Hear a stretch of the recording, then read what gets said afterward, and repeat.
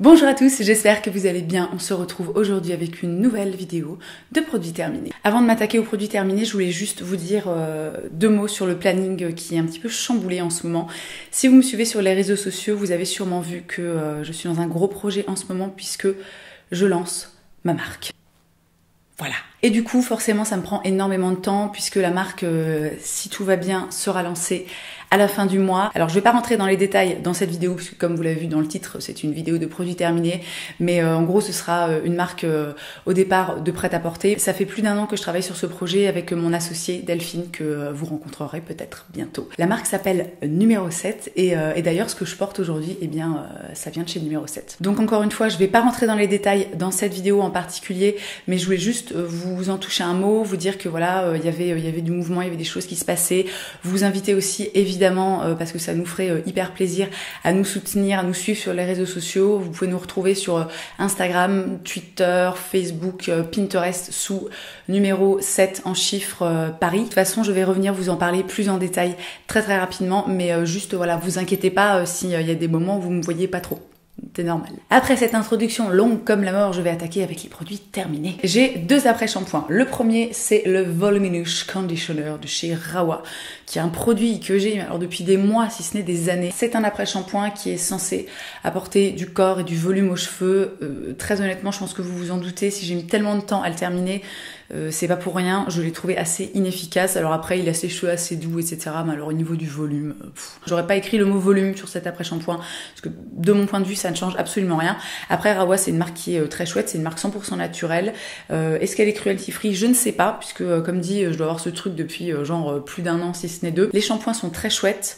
Mais alors cet après-shampoing, franchement, je vous le recommande pas particulièrement. Celui que je vous recommande particulièrement, par contre, c'est celui-ci. Je vous en parle depuis des années. Alors ce n'est pas l'après-shampoing que j'utilise moi personnellement, c'est celui que j'utilise pour les cheveux de ma fille. Ma fille a les cheveux assez longs, c'est une enfant, donc forcément elle a toujours les cheveux qui tremblent dans tout et n'importe quoi, des tas de nœuds, etc. Et cet après-shampoing est juste le meilleur démêlant du monde. Donc c'est l'après-shampoing au boulot de chez Santé qui est cruelty free, qui est vegan, et ce truc est juste magique, c'est-à-dire que je lave les cheveux de ma fille, ils se retrouvent totalement, complètement emmêlés, c'est genre l'enfer, tu te dis je vais jamais m'en sortir. J'applique l'après-shampoing, je laisse poser mais genre 30 secondes, 1 minute grand maximum, et en rinçant, je vous jure vraiment c'est complètement incroyable, en rinçant en fait et en passant juste un petit peu ses doigts dans les cheveux, ça se démêle entièrement, ça laisse les cheveux très doux, très brillants, il est pas très cher et franchement il est génial. On reste dans la catégorie tignasse. J'ai terminé ce shampoing de chez Herba Tint, le shampoing réparateur au moringa. J'ai énormément aimé ce shampoing qui a 99,8% d'ingrédients d'origine naturelle, 11% d'ingrédients bio, qui est cruelty free, qui est vegan. Au niveau de l'odeur, c'était une odeur de truc qui ne veut rien dire, mais une odeur de truc bio.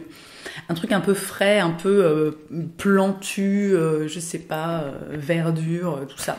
Odeur très agréable qui reste un petit peu dans les cheveux, mais pas en mode ça te donne envie de vomir quand tu sens tes cheveux. Il avait très bien, il moussait très bien, il laissait les cheveux voilà, doux, brillants. Autant pour moi, j'ai encore un truc pour les cheveux, un produit que j'ai acheté il y a très longtemps, le bébé Thickening Dry Spun Finish de chez Bumble and Bumble, qui est un spray sec qui donne une texture aérienne et un galbe instantané à votre chevelure. C'est un produit que j'ai pas particulièrement aimé. Alors effectivement, sur le coup, ça apporte de la texture, ça apporte du volume, mais comme avec énormément de produits du genre, et ben au bout d'un moment, ça te poisse les cheveux et ils deviennent tout plats et tout gras. Donc merci, mais non merci. L'odeur en plus était très forte, elle restait vraiment très forte dans les cheveux. C'était une espèce de mélange d'odeur de parfum et de lac. Donc en plus du fait que ce soit ni cruelty free ni vegan, voilà, j'ai pas aimé. Cet énorme flacon de gel douche de chez Rennes, c'était le gel douche rose du Maroc en collaboration avec McQueen. J'avais reçu ce gel douche du service de presse. Moi, je suis pas du tout du genre, hein, honnêtement, à acheter des gels douche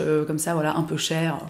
En toute sincérité, je m'en fiche un petit peu. Mais je dois avouer que celui-ci était très agréable à utiliser. Donc déjà, il avait une odeur de rose qui était absolument délicieuse, extrêmement bien réussie, ni entêtante, ni écœurante, vraiment genre perfection absolue. Le grand flacon pompe, c'était extrêmement pratique. Si c'est votre kiff, celui-ci est vraiment très chouette et très agréable à utiliser, et il lave bien et il se rince bien et il dessèche pas la peau, tout ça. J'ai terminé le masque apaisant ultra réconfortant de chez Rennes. Je vous en avais parlé dans une vidéo favori il y a seulement quelques mois. Mais il s'est avéré que quand je suis rentrée des États-Unis, je me suis coltiné une espèce d'allergie cutanée bizarre, c'est-à-dire que sur tout le bas du visage, j'avais la peau vraiment très granuleuse qui démangeait avec des petits boutons et du coup j'ai complètement déglingué ce masque pour essayer de rattraper le tout. Donc c'est un masque vraiment qui est génial, c'est je pense de loin, parce que moi j'en ai testé beaucoup dans les marques bio, naturelles, cruelty free, etc.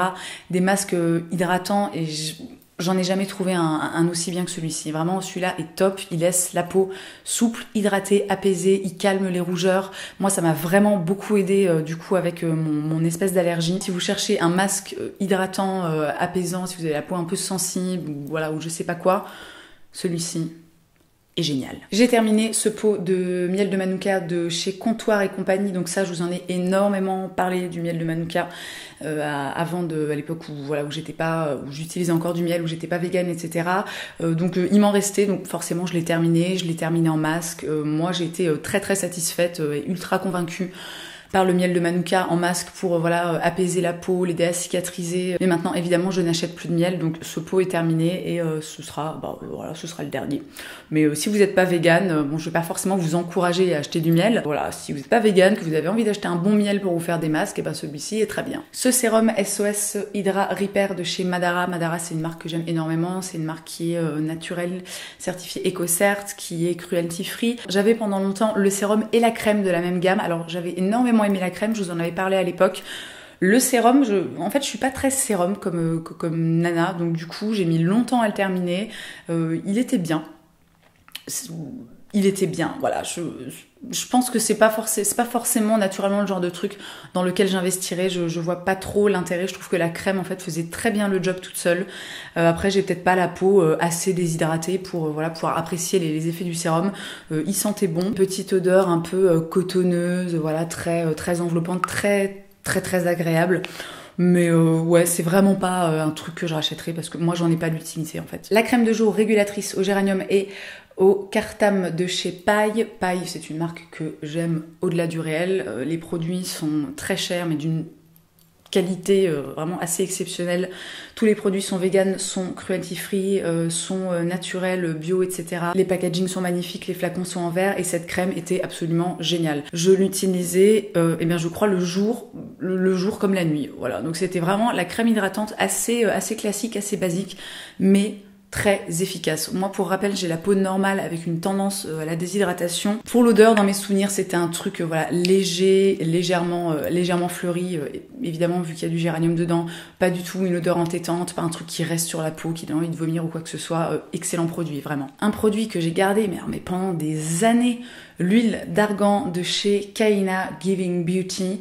C'était une huile d'argan vraiment juste de l'huile d'argan certifiée EcoCert. Une huile d'argan qui venait du Maroc dans un joli flacon en verre noir opaque avec une petite pipette. Alors j'ai mis énormément de temps à finir cette huile d'argan parce que elle avait une espèce d'odeur de chèvre, de babouche en peau de chèvre, comme ça, c'était assez désagréable.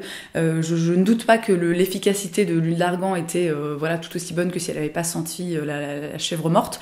Mais personnellement, ça m'a beaucoup dérangée. En plus, c'était un grand flacon, donc ce que je faisais assez régulièrement, c'est que quand je me faisais des masques pour les cheveux, voilà, je prenais une ou deux pipettes, je te vidais ça dans mon masque capillaire et puis ça passait un petit peu mieux. Mais alors, je me souviens plus du prix. Je pense que c'est un produit qui coûte assez cher. Très honnêtement, je pense que c'est pas la peine d'investir dans pour de l'huile d'argan, dans un flacon, machin, hyper luxueux. Ça a pas d'intérêt, quoi. Va dans ton magasin bio, achète de l'huile d'argan dans un flacon tout à fait classique et je pense que c'est tout aussi mieux. Et peut-être qu'en plus, ça sentira pas la chèvre crevée. Et enfin, comme dans toutes les vidéos produits terminés, j'ai fini 2 mascaras Glamendol Volume Waterproof de chez Catrice. Est-ce que je vous refais un long discours sur ce mascara? Je ne pense pas, je vous en parle dans toutes mes vidéos produits terminés, je pense depuis plus d'1 an, je l'utilise dans toutes mes vidéos make-up. Je vais essayer de le trouver en ligne, il arrive parfois que des boutiques en ligne en aient quelques-uns en stock, alors évidemment ils le vendent plus cher que ce qu'on peut le trouver chez DM, mais ça reste assez abordable dans les 6-7 euros, quoi. Je veux dire, c'est quand même, c'est pas le bout du monde, tu vois, pour un mascara. En plus de ça, il a une durée de vie qui est quand même très très longue. Cette vidéo produit terminée, est terminée, finalement, comme mes produits. J'espère qu'elle vous a plu, j'espère qu'elle vous aura permis de faire des jolies découvertes. Dans tous les cas, merci d'avoir passé ce moment avec moi. Je vous souhaite une très belle journée. Je vous embrasse et je vous dis à la prochaine. Ah ouais, vraiment, il le sent et il détourne le regard. Alors sachant que ce chien mange tout et n'importe quoi, hein, de la soupe miso, de la salade de tomates, c'est une poubelle notable quoi. Et genre là, t'en veux pas, t'es sûr? Ouais, ah non, t'es vraiment sûr. Et ben voilà, j'ai envie de dire que c'est un gros fail.